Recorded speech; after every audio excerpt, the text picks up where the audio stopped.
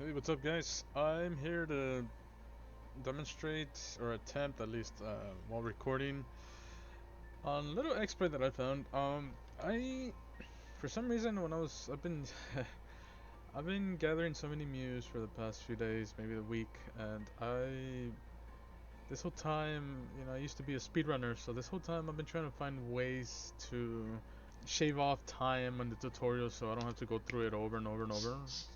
Find ways to glitch through some spots where I can just skip them and keep going much faster.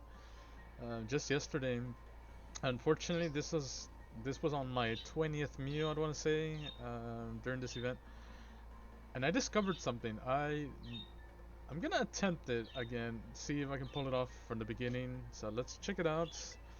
We're gonna go through these menus real quick. But this could be a potential skip where we can shave some time and skip through the tutorial. We're just gonna call it Doom.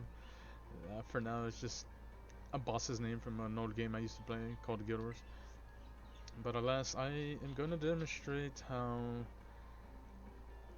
we could potentially, for future events, we could potentially skip through tutorial. There's moments that I would really love to skip because it's just so tedious, so monotonous that I just want to get through it fast. And let's check it out, see what we can do.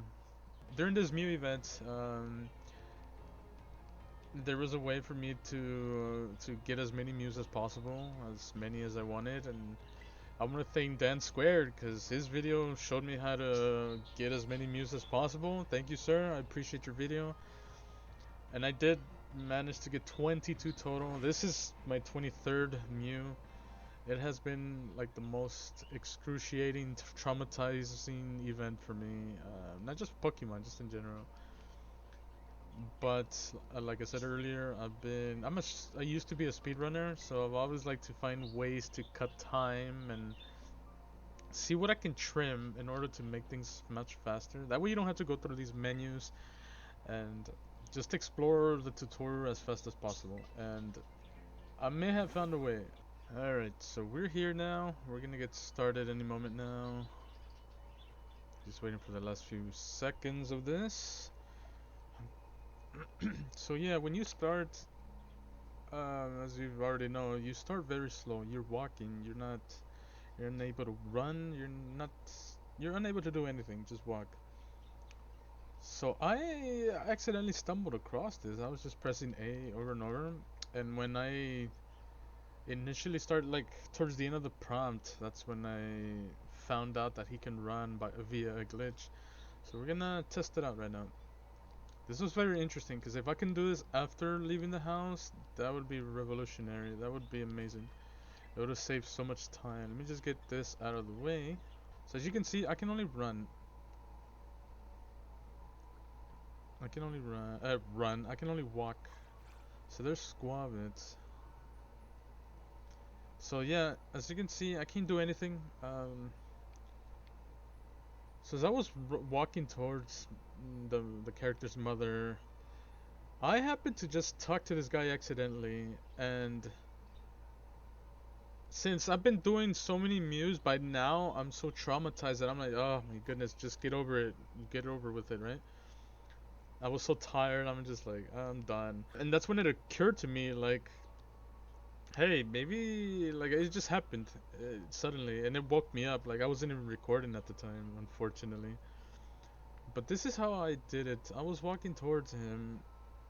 I talked to him, and then with my controller, I kind of like shoved the thumbstick and pressed B on my controller, just doing it, spamming it basically towards the kitchen. I was just aiming towards the kitchen because that was my objective. I'm trying to get to the kitchen, and it just happened, right? But then I did it again yesterday, and I realized, wait a minute, it only works when my character, is on his knees. That's when you like push him, you nudge him out of there with the prompts.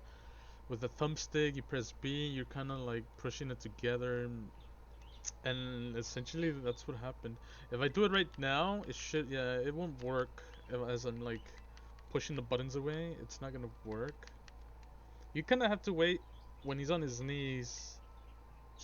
When he's on his knees, then it should work. See, look at that. There it goes. See, look at that. It worked.